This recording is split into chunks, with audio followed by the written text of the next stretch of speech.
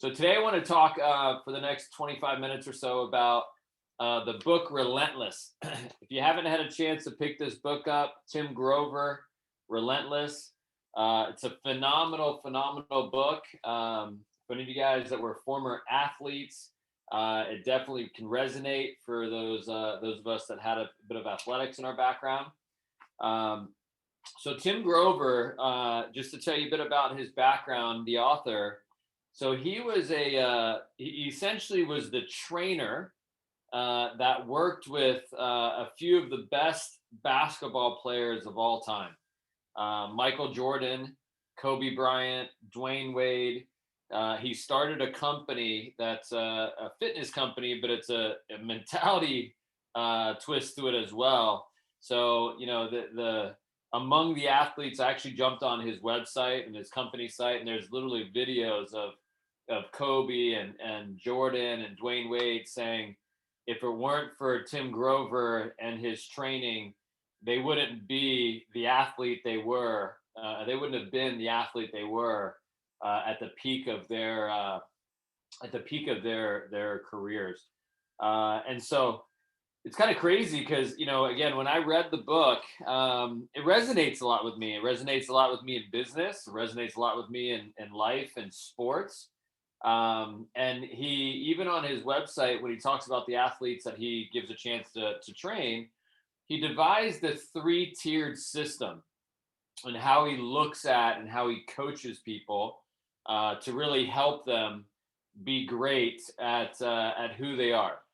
And the three tiers of the system, there's three different types of people, he says, that are in business, that are in sports, that are in their careers.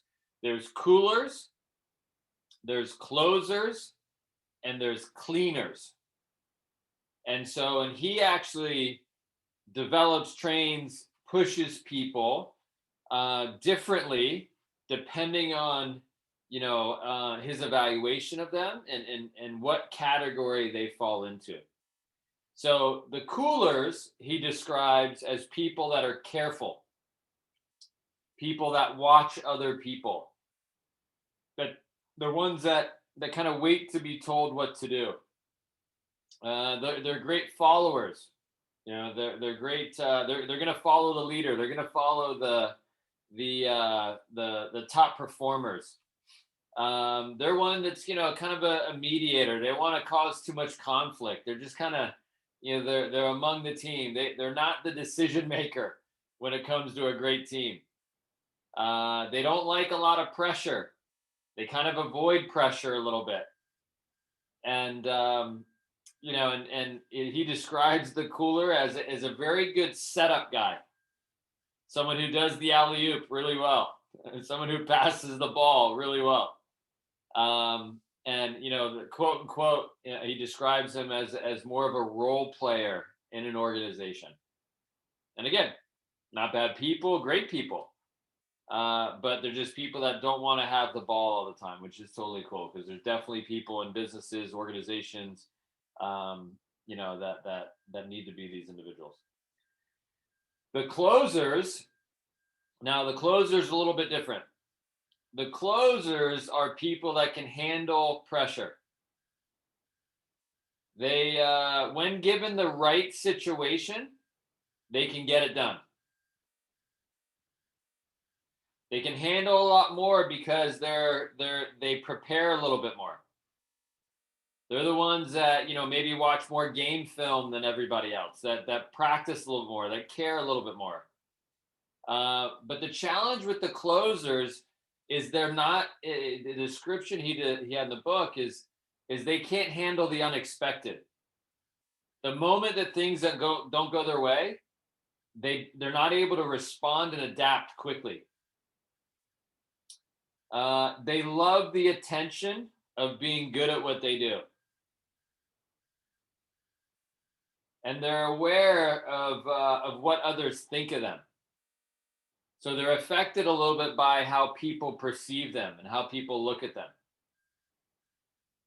And he also describes a closer in the business world that would choose financial security over winning and success.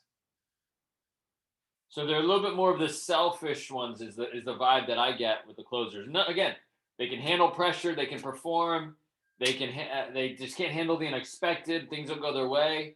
They definitely want the ball. And again, strong people, great people to have on a team for sure. I think I would describe this person maybe as like I don't know, a Scottie Pippen, who is a great player, stud in the court, but kind of still the number two. And then there's the cleaners. And the cleaners are described as people that are rarely understood. And they absolutely like it that way. And so, I'm going to read you guys a little bit from the book, and as to kind of describe what this cleaner mentality is. So I'll read a couple different scenarios. It says, so to give you kind of all three of them. So the coolers can have an amazing game. The closers are the ones that have amazing seasons. And the cleaners have amazing careers. Another thing he says, the coolers worry about the competition and how they measure up. The closers, they study their competition and then they plan their attack based on their opponent. The cleaners make the competition study them. They don't care who they're facing. They know that they can handle anything. Kind of interesting, right? A cleaner can handle anything. Also another one, the coolers avoid taking the winning shot. Closers take the shot if they have it, because they have a good chance of making it. Cleaners just trust their gut and they shoot every time. They don't have to think about it. Right? And then it comes to another one. It says, coolers don't want to carry the team, but they're the first to slap you on the back when you do a good job. The closers want the credit for getting the job done and being congratulated for what they did. And cleaners rarely congratulate you for doing your job because they expect you to do it. Right? Can you guys hear that beeping noise, or is that just me? You guys can hear it? Hold on, let me put my earpiece in. Somebody in my neighborhood, I guess, apparently needs to.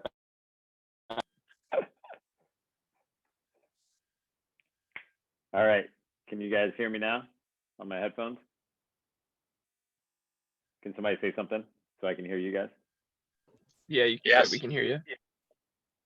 Okay. So actually my headphones didn't connect again. So let me see if I can try this one more time. Hold on one second.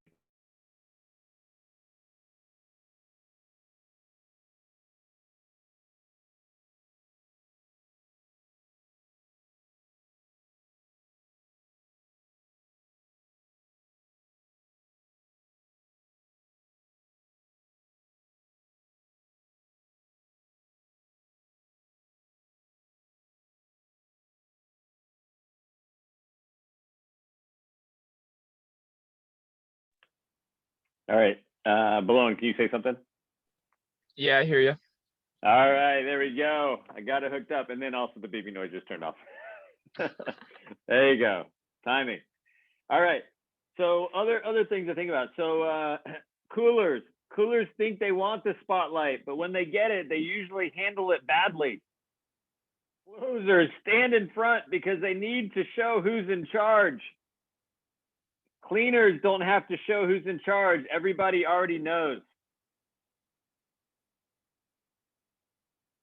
And last one I'll share, it says, coolers will eat whatever you feed them. Closers will order what they want and be satisfied with a great meal. Doesn't matter what a cleaner eats, he'll still be hungry again in an hour. Right? So it's interesting, right? So it's like kind of the good, the great, to being unstoppable. So when you guys hear those things about the difference between the cooler, the closer, and the cleaner, what comes to mind? How can this apply to your day? How can this apply to your week? How can it apply to your life to help you level up in your career and be great?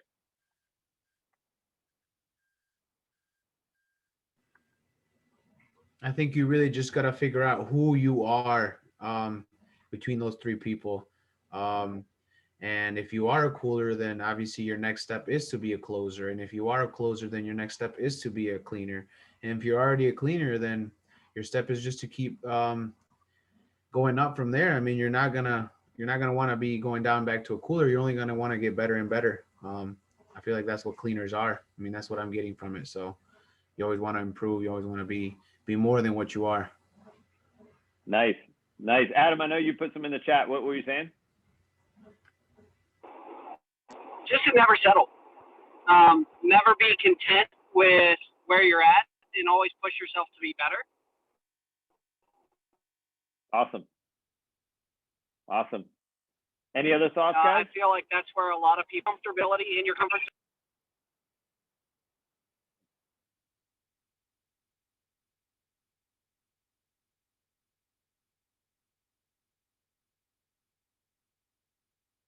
Cool.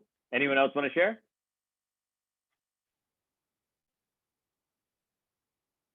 All right, very good. No worries.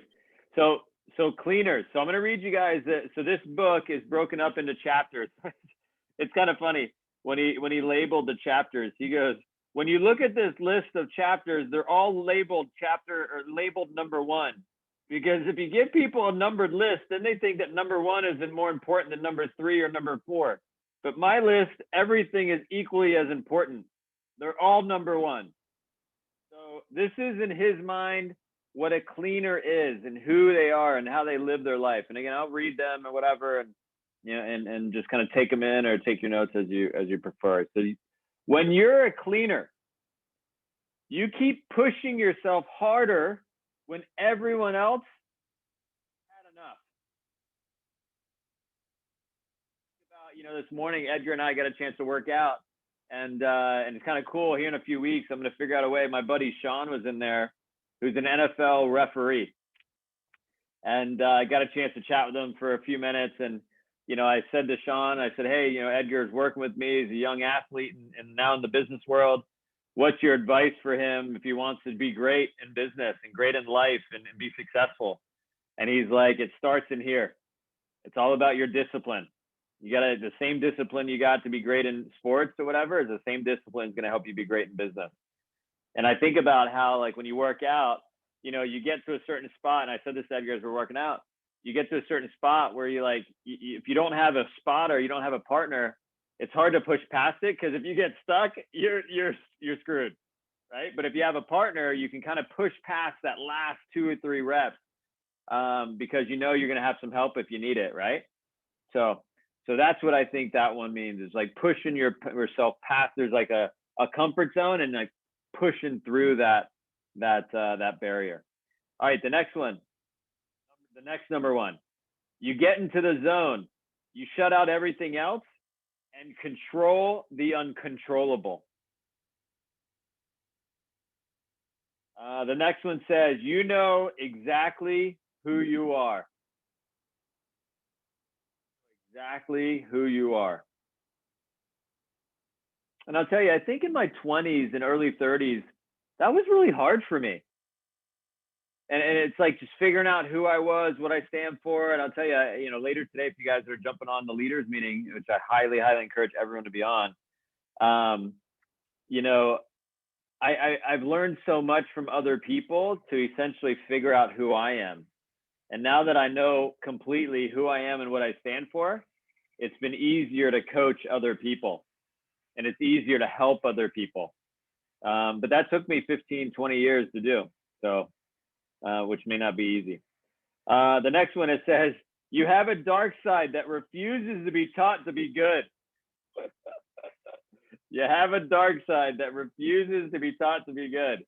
It's a really good chapter, by the way. And by the way, these are all his chapters when you're a cleaner.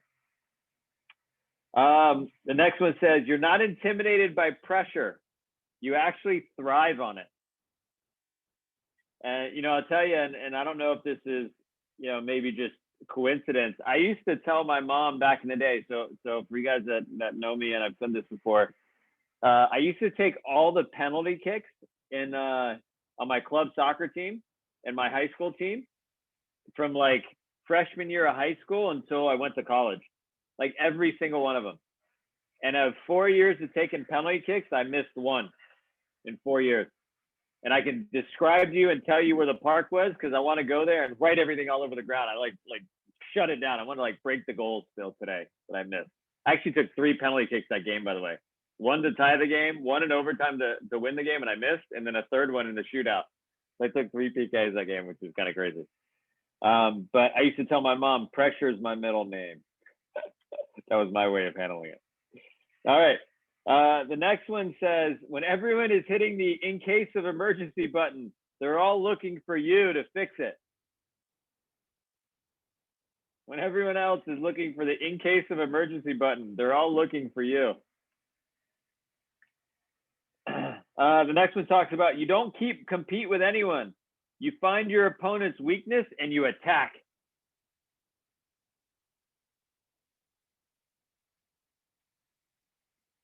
The next one says you don't have to love the work, but you're addicted to the results. And I think that has a lot to do with what we do in the field. I don't necessarily love the field. I love the challenge of it. I love the, experience and the people skills and knowledge that comes from it. But I don't, the actual work, I'd rather be sitting on the beach drinking a Corona, right? And making money. So, but I'm addicted to the results. I'm addicted to seeing other people do well. I'm addicted to seeing my friends succeed. Another one says, you don't recognize failure. There's more than what you're going to, there's more than one way to get what you want.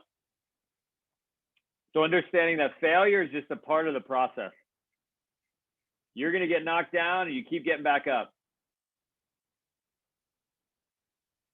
And then the last one to share is you don't celebrate your achievements because you always want more.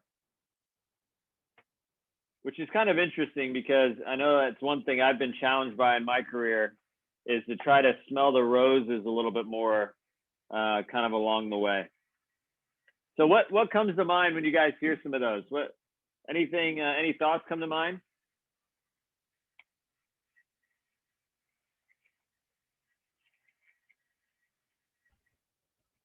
For me, I think of expectation and standards, and like creating a culture under the cleaners. Like a culture of winning? A culture of consistency. It's just setting. It's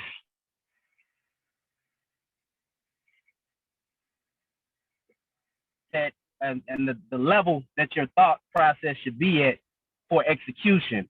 And then the results just happen. It's not like you're addicted to the results, but it's not just about winning. It's about, I need to hit this point. I need to hit this level. And I know everything else is just gonna, fall into place, whether that be the money or the trophies or the fame and the glory. It's just, I need to continually push the bar higher and higher. And everything else that comes with the clouds and the sunshine and the views is just there. Right. Awesome. What else comes to mind when we cover the cleaner mentality? Ken, can you hear me? Yeah. Go ahead, Adam. I think it's always pushing the envelope. Like you said, if they eat a meal, they're hungry an hour later. And, never being comfortable in your comfort zone. Always pushing to grow, because that's where growth comes, is outside of the comfort zone, and always pushing yourself to grow and be better. Awesome. Any other thoughts that come to mind? I see Megan on this morning. Good morning, Megan. Good morning.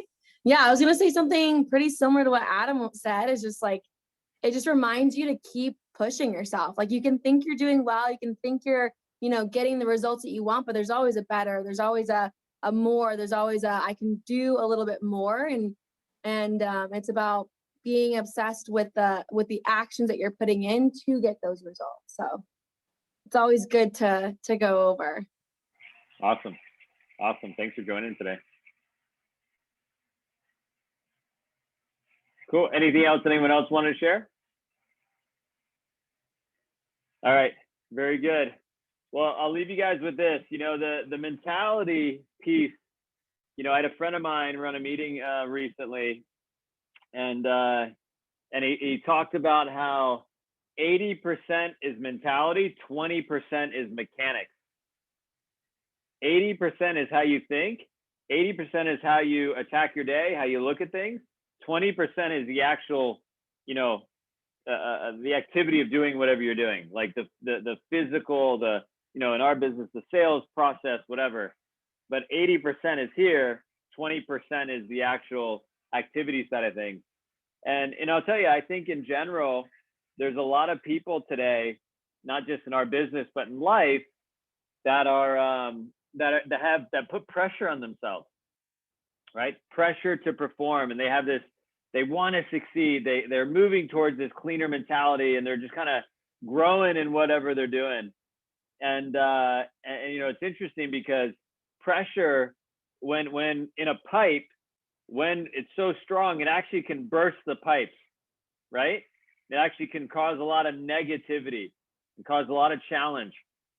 But pressure, also, if you change your mindset, can create a diamond. You know, I see my friends like Jason on here that, you know, spends millions of dollars a year in diamonds and doing different things when he goes out and dates and stuff. But like pressure, when looked at things in a different way, is a very, very positive thing that can happen to you. And so, you know, if you look at pressure in a negative way, it's going to crush you. It's going to really start moving to the frame of mind of, I can't do this. It's not going to work for me. You know, and really the opportunity of whatever you're doing is going to be a challenge and a negative, right? But what I think about is I think about that pressure forcing me. And again, I have a lot of faith, and I believe that there's pressure that God puts on me to change, to make the necessary changes I need to make in my life to evolve myself, to be who I need to be, to become what I need to become, to impact my family, to come through for my business, to come through, you know, for people I love. And so remember that the pressure can cause stress. It can cause anxiety when looked at in a negative way, or you can appreciate the pressure. And I think for me, a cleaner is somebody who looks at pressure and is like, bring it on. Pressure, sweet. What is the world teaching me? What do I need to learn right now? And it motivates you, right? Because keep in mind, everybody wants to cut back on stress. You know, because stress literally kills people. It's a massive challenge in the world, especially today with the world of business changing and the pandemic and all the things that, you know, that are going on. But what I would say is it's absolutely BS that you go there, that you have to choose to make that pressure push you to be better, push you to be great, and let it motivate you. Work harder. Use it to your advantage. Don't run from it, right? And because understand that the payoff is worth it. You know, you're going to have to work through discomfort. You're going to have to work through challenges. Yeah, because if it was easy, everyone would do it, right? And that means if everyone can do whatever you're trying to do, then you're not as valuable, right? And again, I'm not picking on anyone that works in a McDonald's or a Wendy's or whatever. A lot of people can work at those types of positions. It's not that hard.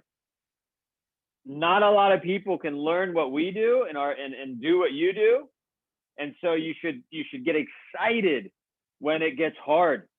Get excited when you feel that pressure. Because again, if you want to be successful and you have this life you want to live and you have this picture you want to paint and you're trying to move to a new world, something that maybe has never happened in your family, and you're trying to change your, you know, family tree, like legitimately change what your family's ever done. I mentioned this to Edgar earlier. Like I think about as a kid, what vacations were called soccer tournaments. That's where we traveled, is to go to soccer tournaments. I went to Colorado. I went to Northern Texas, Southern Texas, North Carolina, all soccer tournaments. The only vacation we went on was to Hawaii. And it was because my dad had traveled back and forth so much to Hawaii for an engineering project that he got Sky Miles so we could fly the family there. Right. And I mean, listen, we went to Colombia once or twice or whatever, but it wasn't, like a relax. We went to see family and whatever, which is still kind of a vacation, I guess. But I remember that trip to Hawaii because we never did anything like that. We never did. And I think about, my kids, I just took them to Utah, a few days ago. We went snowboarding at the Canyons Resort for a week and hung out with my brother and had some fun. Right. And my wife and I are talking about spring breaks coming up and spending a few days in Florida. And I think about before the pandemic, like I was traveling pretty much monthly to somewhere different, taking the family places. Right. And I just think of like, based on my mentality, and I know a lot of you guys can do this, the same thing for you and your families, and my choices, my kids, like Mason's response this morning when we're describing we're going to go to Florida and go to the beach potentially, he's like, yay, we're going to go on another trip next month. Like it's something he does every month, right? He's 5. And so I just encourage you guys to know that it's all going to be up here. You are making decisions and making moves to reach your goals. And I'm so proud of that. I'm so proud of the business we have. I'm so proud of the people that, like you guys, that get on this call, and it's typically the same people just trying to get better. You're already separating yourselves. You're already making moves to make steps to your career. And I'll tell you, there's no one in the world holding you accountable but yourself, right? And so you should take a ton of pride in that you don't need anyone else to motivate you. You don't need anyone else to get you moving. And, that's the little things, the little decisions every day that will help you, make it to your goals and make it to you want to accomplish. So anyways, guys, happy Tuesday. Sorry about all the noise in the background. It looks like my neighbor's doing some construction back there. If you guys can hear that a little bit, but that's what's going on. Hopefully you guys enjoyed. I would highly encourage you guys to pick up this book. Again, it's for the athletes in the group. Man, it's like one of the best fun books I've read. And I'll tell you, I'll share this with you. Part of the book, it talks about like these guys respected this guy Tim so much that there's stories of these athletes like game 2 of the playoffs, and they're like in the NBA finals, and they're not playing their game. They're not playing as well. They're playing their potential. And literally the coaches, everyone, they have an injury or something. And in the press conferences say, hey, we're going to, get them with the trainers. We're going to get them back in the game. They're going to be fine. We got 2 days, 3 days off or whatever.